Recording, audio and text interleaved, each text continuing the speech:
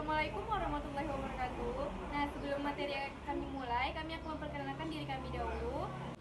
Perkenalkan, nama saya Naila Ulia Rahmah. Saya Gevira Kadenisa. Saya Gina Fitria. Saya Siti Juliana. Saya Rizka Aprafiana.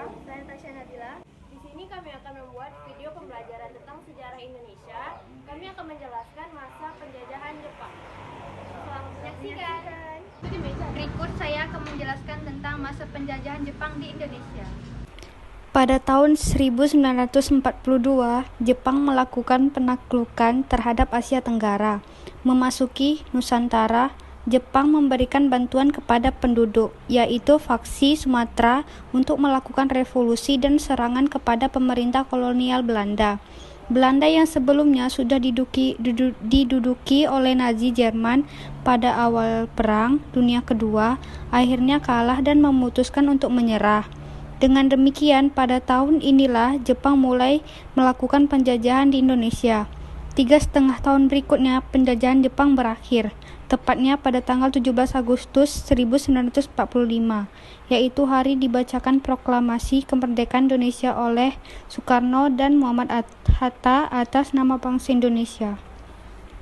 Selanjutnya adalah kekuasaan Jepang di Indonesia.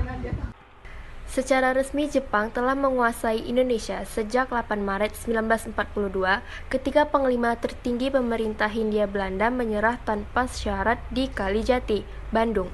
Jepang berhasil menduduki Hindia Belanda dengan tujuan untuk menguasai sumber-sumber alam, terutama minyak bumi, guna mendukung potensi perang Jepang serta mendukung industrinya. Jawa dijadikan sebagai pusat penyediaan seluruh operasi militer di Asia Tenggara dan Sumatera menjadi sumber minyak utama. Selanjutnya adalah hal yang memengaruhi bangsa Indonesia untuk membantu Jepang.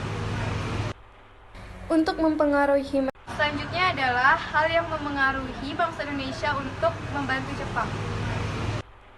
Untuk mempengaruhi masyarakat Indonesia agar mau membantu Jepang, maka Jepang melakukan berbagai cara antara lain sebagai berikut. Yang pertama, bendera merah putih diizinkan berkibar. Yang kedua, lagu Indonesia Raya diizinkan untuk dinyanyikan. Yang ketiga, bahasa Indonesia diizinkan digunakan sebagai bahasa pengantar. Dan yang keempat, mendirikan berbagai organisasi.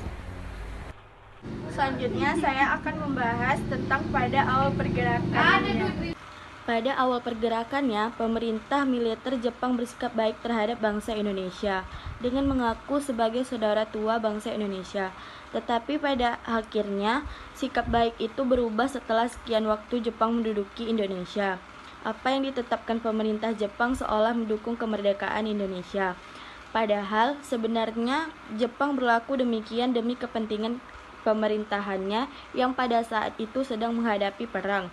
Apalagi setelah Jepang mengetahui harapan besar dari Indonesia untuk mencapai kemerdekaan. Mereka mulai menciptakan propaganda untuk menaruh kepercayaan pada hati bangsa Indonesia. Jepang pun terlihat seolah-olah memihak pada kepentingan bangsa Indonesia.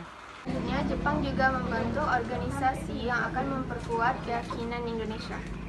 Selain upaya-upaya berlaku manis, Jepang juga membentuk organisasi yang akan memperkuat keyakinan Indonesia bahwa Jepang berada di pihaknya. Organisasi-organisasi tersebut antara lain: yang pertama, Gerakan 3A, merupakan organisasi pertama yang didirikan Jepang pada 29 April 1942 yang dipimpin oleh Mr. Syamsuddin. Yang kedua, Majelis Islam A'la atau Majelis Syura Muslim Indonesia dibentuk pada 22 November 1943 di bawah pimpinan Ki Hajar Hashim Ashari. Pada 29 April 1942 yang dipimpin oleh Mr. Syamsuddin. Yang kedua, Majelis Islam A'la atau Majelis Syura Muslim Indonesia dibentuk pada 22 November 1943 di bawah pimpinan Ki Hajar Hashim Ashari, menjadi organisasi Islam yang didirikan oleh Jepang.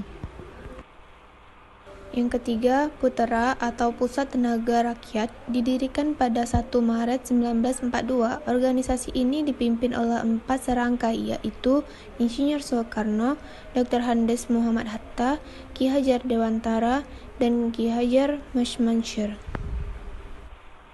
Dan yang terakhir, Jawa Hokokai atau disebut dengan Himpunan Kebaktian Jawa didirikan pada 8 Januari 1944. Organisasi ini dipimpin oleh pejabat-pejabat Jepang. Yang terakhir adalah propaganda terkenal yang diusung oleh Jepang. Propaganda terkenal yang diusung Jepang adalah Gerakan 3A. Propaganda Gerakan 3A tersebut yaitu 1. Jepang Pelindung Asia, 2. Jepang Pemimpin Asia, 3. Jepang Cahaya Asia. Pada awal Gerakan 3A dikenalkan kepada masyarakat Indonesia, terlihat bahwa pemerintah Jepang menjanjikan kemerdekaan bagi Indonesia. Tetapi Gerakan 3A hanya bertahan sementara. Penyebabnya adalah kurangnya simpati masyarakat Indonesia terhadap gerakan itu. Sebagai gantinya, pemerintah Jepang menawarkan kerjasama yang menarik, yaitu membebaskan pemimpin-pemimpin Indonesia yang ditahan Belanda seperti Insinyur Soekarno, Dr. Andes Muhammad Atta, Sultan Syahrir, dan lain-lain. Terima kasih telah menyaksikan video pembelajaran sejarah Indonesia kami. Apabila ada kesalahan mohon dimaafkan.